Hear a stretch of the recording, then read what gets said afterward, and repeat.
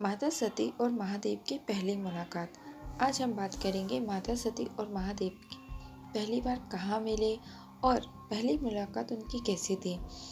माता सती धरती पे जब अवतरित हुई थी तो वो प्रजापति दक्ष के यहाँ पे उनकी पुत्री के रूप में अवतरित हुई।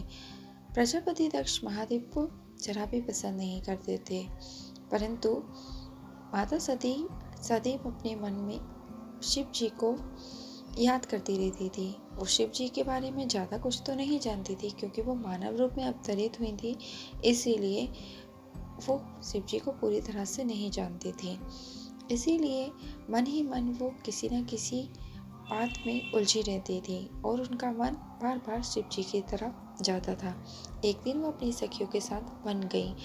वन में वो घूमते घूमते अपनी सखियों से बिछड़ गई और वो वन के काफ़ी अंदर चली गई। उनने महल का रास्ता ढूंढने की कोशिश की, परंतु उन्हें महल का रास्ता मिल नहीं रहा था। माता सती काफ़ी भयभीत हुई, काफ़ी परेशान हुई, क्योंकि उन्हें समय पे महल जाना था, परंतु उन्हें कोई रास्ता नहीं मिल रहा था। तभी अचानक से वर्षा होने लगी। वर्षा इतनी तेज थी कि माता सती को कुछ समझ नहीं आ रहा था कि उनके साथ हो क्या रहा है। वर्षा से बचने के लिए वो एक पेड़ के नीचे छिप गई। उसी समय उस पेड़ के नीचे से उन्हें एक गुफा दिखाई दे रही थी। उस गुफा में एक योगी योग की मुद्रा में ध्यान में लीन बैठे हुए थे। वो और कोई नहीं थे, साक्षात महादेव थे। महादेव को माता सती वहीं की वहीं स्थिर हो गई। उनके पैर थम गए, उनको कुछ समझ नहीं आ रहा था। माता सती ने जब महादेव को देखा तो वो महादेव की तरफ जिस तरह से देख रही थी, मानो जिसकी वो तलाश कर रही है वो वही हो।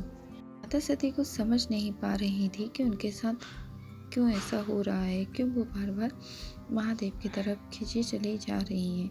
परंतु उन्होंने अपने आप को थोड़ा संभालने की कोशिश की और वापस महल की ओर आने लगी।